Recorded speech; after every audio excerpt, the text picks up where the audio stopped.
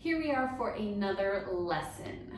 Our weekly lessons that are grounded in principle and truth, because the reality is that as long as we don't learn the lesson, we keep circling the same things over and over and over again in our lives. So today we are going to be talking about a lesson in fear. Now, if you want to get these weekly updates sent directly to you, we do have a new option, which you'll see at the bottom of the screen, which is amazing. You text DREAM NOW to 22999. Super cool. The other thing, can we please talk about this sweatshirt? We have new swag up at the dreamfactoryandco.com. This stuff is amazing. I mean, amazing. And I am stoked about this new product and apparel. And our hope is that you just wear it as a constant reminder that you, my friend, are a dreamer. Okay, now let's get into it. Today we are talking about fear. Gotta love a good lesson in fear. Now, fear is such an interesting thing because, we have this acronym that I think most of us are accustomed with, which is false evidence appearing real, okay? And I think that we all are familiar with that, but how many of you know when you struggle with fear, you're like, no, I'm sorry, this is not false evidence appearing real, this is really freaking real. Whatever it is that you're afraid of, you're like, nope, not false evidence, it is real. I mean, that's what our fears can feel like. It can feel extremely real. And so when we lean in today to learn this lesson about fear, I want you to wholeheartedly consider everything I am about to say, because the reality is when you are living your life from a place of fear, your life is robbed of potential, okay? Which is why we're talking about this today, because if you're fearing, my friend, you ain't dreaming, okay? I even say in the book, Dream, I Dare You, I talk about the fact that our brain doesn't know the difference between imagination and reality. And that imagination could, yes, be about your dreams, but it could also be about our fears. And so I'll say it again, if you are fearing, my friend, you ain't dreaming. So we're gonna talk about fear today. Now, when I did a little bit of research, I think this is something that you will find extremely interesting.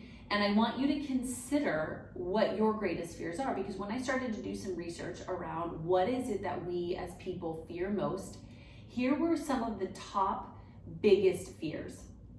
Number one, the fear of failure. How many of you can relate? I am just afraid of failing. Opposite of that, quite the juxtaposition, fear of success. I mean, how many of us are like, it's not the things that I fear, it's that it might work, it's that you might love me, it's that everything I want is actually possible, it's that the light in me actually would shine and the whole world would see, heaven forbid. Number three, a fear of loss. We just fear the fact that we might lose what we have, lose what we don't even have, lose what we could have. It's a fear of loss. Number four, a fear of judgment. We care what other people think. We care about the opinions and the biases. We care about someone else's opinions, oftentimes more than we care about our own, but it's number four, greatest fear. Number five, it's a loss of identity, which is super intriguing to me because as a growth coach, the number one reason that people come to me is because they desire change. But one of our greatest fears, which is conflicting to that, is that we fear a loss of identity. So if I see myself and have an identity that says I'm a fearful person, or I'm a worrier, or I am an angry person, but then I start to change my identity and I become someone who is full of love or hope or joy or chasing my dreams, I actually lose a sense of identity. That's another greatest fear. Number six, the fear of loss of control. I know, even when I read that, I was like, are they reading my journal by chance? Number seven, it's a fear of time, not enough time, gonna not spend my time wisely. It's a fear of losing time. It is, again, a little bit of that loss, but it's time. I fear time. And then number eight is a fear of the future. I fear something that is yet to even be and yet to even happen. Others include the fear of inadequacy, the fear of rejection, and the fear of change. We fear the things that we don't know, and FOMO, fear of missing out. That might be my number one, if I'm honest.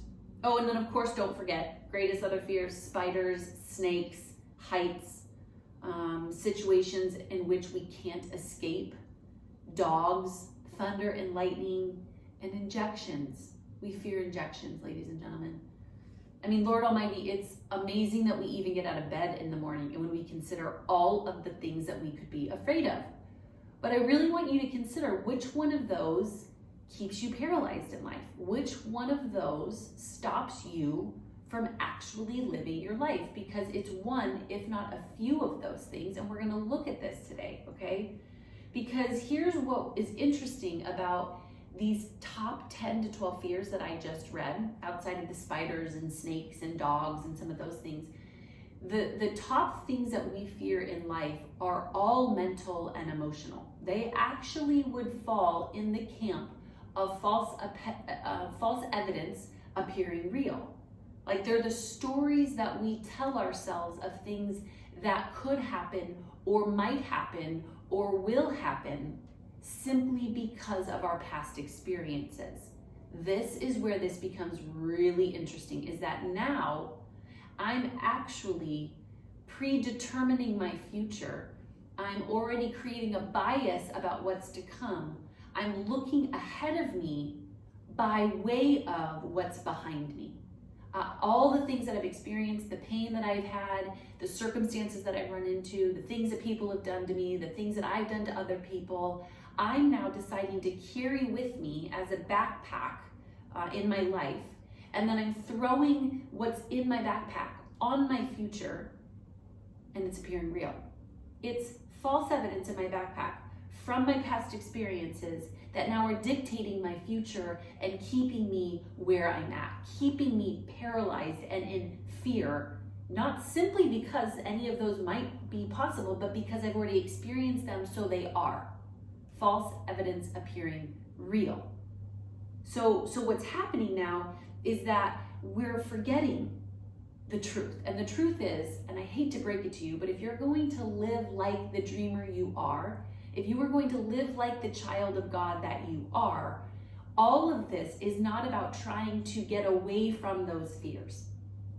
Failure, inevitable. Success, inevitable. Judgment of other people, inevitable. Changing your identity, inevitable. Like, the things that we fear, these top things, loss, identity, control, the future, all of these things are inevitable. It's inevitable, right? And so it's not about trying to get those to go away. It's not about moving forward and not feeling the fear. Part of it is learning how to be comfortable in the fact that these things are a way of life, and not trying to change those things, but to change who we are, right? Because now I have to learn how to move through this despite the fear. I had a friend the other day who was going on and on and on in a Facebook Messenger about the dreams that she had and what she would be doing if she wasn't afraid. And she's like, oh, if only I wasn't afraid, I would do these things. And I said, well, what could you do despite being afraid? Because the reality is, a lot of these fears may not go away. It's what are you doing despite the fear? What are you doing despite the fear? Because if I keep fighting my fear, if I keep leaning in and trying to avoid what other people think and trying to avoid not duplicating my past and trying to avoid the pain, guess what? I'm never dealing with it. I'm never healing it. I'm never understanding it, and I'm never moving through it, which is why I'm living my life revolving around fear. Okay, so first things first, we have to understand a few things. Fear is built based around the focus of things going on around you. That's where our fear is built. It's this looking at our past, looking again at the potential of our future, and then fearing things that now are all around us.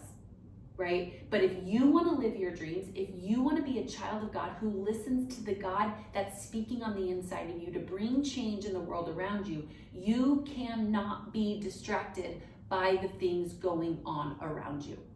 I will say that again. You cannot be distracted by the things going on around you if you are here to build a world from the things that are going on within you. Okay? If we become too preoccupied by the things around us, then we can never put our focus and attention on where it needs to be, which is the things that are within us that God created us to bring in the world around us. That's why he said we are to be the light in the darkness. He didn't say, I'm going to make you be the light in an already lit room. He said, I'm going to have you be the light in the dark world, which means all of those things that you're afraid of. What if you are here to bring light to those things as opposed to fall prey to your fear because of those things? I mean, I'm preaching now. Think about that though, you guys. If we're supposed to be the salt of the earth, it's likely that we are going to be put in a very bland environment. If we are supposed to be the light in the darkness, it's likely that we are going to be put in a dark world. That gives us purpose. So the areas that you are fearing right now, if you are giving them more attention, you are losing your place of purpose, which is why you're depleted. It's why you're depressed. It's why you're not motivated, is because you've turned off the purpose within you, and now you're living your life based upon the world around you. He will never compete with the world around you. God's voice is not competitive. You know, it's almost like we want his voice to scream at us, to paint these like big, bright words on the sky that we just know that we know that we know. Do you know how you build your knowing? By being quiet, by being still. We build our knowing not because he's this big competitive God who's going to vie for your attention, even though at times he will. Most of the time, he's trying to get us alone with him, so we start to hear this still small voice that says go, and we go, that says stay, and we stay, that says come with me, and we go with him, that says turn on your light for the world to see, and we turn on our light. He's trying to build a relationship where we trust ourselves and we trust him, and that happens in a quiet, still place, right? But here's what's happened. We've started to misplace our fear. We've started to put our fear in the things around us, the people, the circumstances, the things, the experiences, our past, our future, all the things. And what we're doing now is we have built fear around us instead of where our fear needs to go. We've misplaced our fear. And this is going to be the lesson today. We have misplaced our fear, friends. And today is about learning where to put our fear. Okay, we've misplaced our fear of God for traditional fear of man and this world. It's counterfeit. It's counterfeit. And because we've misplaced it and misused our fear, this is why we're not getting out of bed in the morning and just lighting it up for God. This is why we're not boldly chasing the things that he's put within us, is because we've misplaced our fear. We fear what other people think. We fear the outcome. We fear COVID. We fear rejection. We fear we're going to make a mistake. We fear what might happen tomorrow. This is misplaced fear. Then we turn on the news, then we turn on social media, then we call our friends, then we go to confirm our biases, and it only drives more fear. We're misplacing our fear. The Bible says, fear not, 365 times. This thing says that basically is a fear not for every single day of our lives, right? That is a direct thing, probably because God knew that you and I would have 365 days that we would have the choice whether to fear the world and the things in it and people and opinions and perspectives, or to fear him. Isaiah 41:13 says, fear not, for I am the one who helps you. Psalms 27:1 says, whom shall I fear? The Lord is the stronghold of my life. Psalms 23:4, I will fear no evil, for you are with me. It doesn't say some evil. It doesn't say this kind of evil. It doesn't say evil. No, it says, I will fear no evil, 0. And I love Psalms 34:4, which is very clear in instructions, which says, I sought the Lord and he answered me. Basically what that could say is I stopped seeking the world and I stopped seeking around me, and I started to go to him. I started seeking the one who I actually should fear. How we fear not is we fear him. I'll say that again. How we fear not is we fear him. Psalms 86:11 says, teach me your way, O Lord, that I may rely on your faithfulness. Give me an undivided heart, that I may fear you. Guys, it's time to take the fear of everything that we see going on around us and putting it at the feet of Jesus. When we learn about fearing the Lord, here's what it says. This type of fear is respect, it's awe, it's submission, it's reverence. Do you know what this type of fear is? It's love. It says perfect love casts out all fear. The opposite of fear is not happy. The opposite of fear is not faith, even though sometimes that is true. Faith will be in action. But before faith comes love. The opposite of fear is love, and love turns into faith. Faith in action. Faith is love in action. It's love that will cause us to run towards him despite the fear. It's love that will cause us to go where we've never gone despite the fear. It is love and awe and surrender and submission and reverence about God that will cause us to do what no one else is doing, to bring what we've never been brought, even in the midst of it being uncomfortable and hard. It's love. It's a misplaced, replaced fear of the things out here, and it's putting it exactly where it was designed to be. Love is equally as powerful as fear if we will give it more attention, right? We're either going to fear opinions and rejection and failure and all the things, or we will fear, love God. Which is it going to be? Even in the Bible, it talks about Noah when he went to go build the ark. I mean, if you really consider what this man was doing, he spent years building the ark in the time that it had not rained. He was judged. He was ridiculed, right? He was going against the grain. And it says that Noah, who in reverent fear of God, built the ark. Basically, what that could say is Noah, who in love with God, built the ark. It was love that motivated him. He executed from love, not for love. He executed from a place of such awe and surrender and reverence to God that he was automatically able to forget about the things around him. It says in Proverbs 1:7, the fear of the Lord, the respect, the awe, the reverence, the love is the beginning of wisdom. Boom. Like, that's the mic drop. If I could drop this mic, this would be it. It's when we put our attention on him, not things of this world. When we double down on our focus and attention on something greater than what's going on around us, that we will actually find wisdom, knowledge, insight, answers. Your answers are not out there today. I know you've been looking, and it's warranted. I think this last year, all of us are going, yeah, I'm trying to find some answers. I'm trying to get clear on next steps.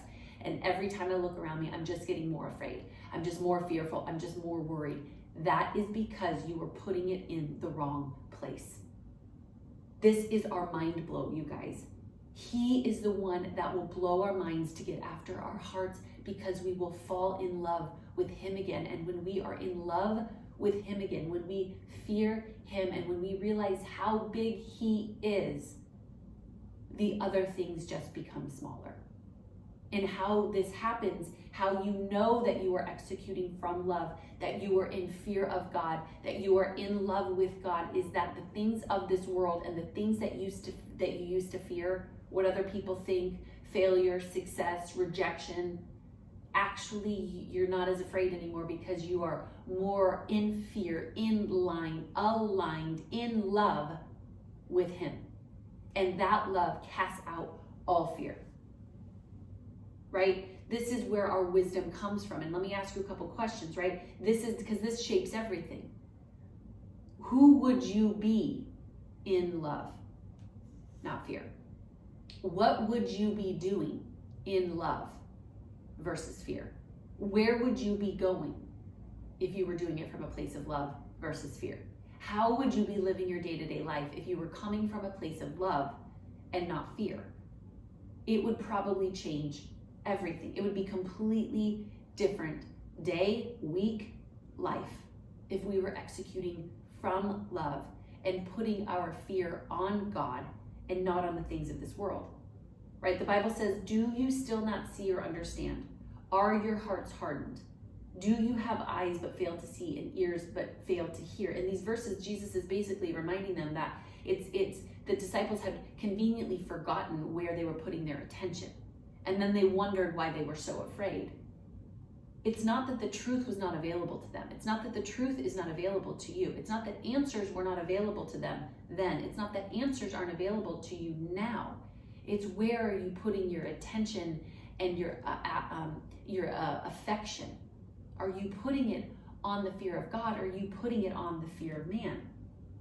Right? The disciples simply stopped fearing God and they started fearing the things around them, which is why they got discombobulated. And that's where we have to actually get back in alignment, is that it is time to fall in love with the things of God and to realize that He is bigger than anything that is going on around us. He is greater than the biggest obstacle. Did you forget? Did you forget that He is more capable and able than the things that are going on around us? Did you not forget that His love for you is so reckless and so kind and so big and so awe-inspiring that you've turned your affection and your attention to other people, which no wonder you're empty? This today is a call from fear of the things around you and to fear who God is. It's to love who God is. It's to fall in love with the Creator who holds the world in His hands, as opposed to fearing the world that you live in. He holds it. The thing that you fear, people's opinion, this world, where we're going to end up in 2021, what your business might look like, all the things, He holds it in the very palm of His hands. And it is time to reposition our attention in loving Him. When we start to love Him, it opens the door to actually experience a love that's already been there. It didn't go anywhere. It's just now our ability to give and receive, to notice it, to see how alive it is, and to then let us transform who we are. It will transform. Your fear of this world will completely transform because you will be so motivated, so inspired, so activated from this type of love that you can't not in the world around you. You can't not eat healthier. You can't not chase those dreams. You can't not connect in your relationships. You can't not. Why? Because you are executing from love. You have rebuilt your channel to now be getting what you've always needed, which is alignment with Him. This is how we misplace our fear. This is where we begin to unequivocally, unapologetically, uninhibitedly start putting our attention, is where it's always designed to be. So today, here's what I want to encourage you in. The verse that says, "Teach me your way, Lord, that I may rely on your faithfulness, your loyalty, your consistency, not this world, not people's, not the agenda, not politics, not social media, your faithfulness, God. Give me an undivided heart that I may fear you." That basically says, give me a whole heart, a whole and complete, all-in heart that fears you, that loves you. Teach me your way, O Lord, that I may rely on your faithfulness, your consistency, your loyalty, your always being there, your knowing the beginning from the end. Give me an undivided heart, a whole, complete, all-in heart, that I may love you.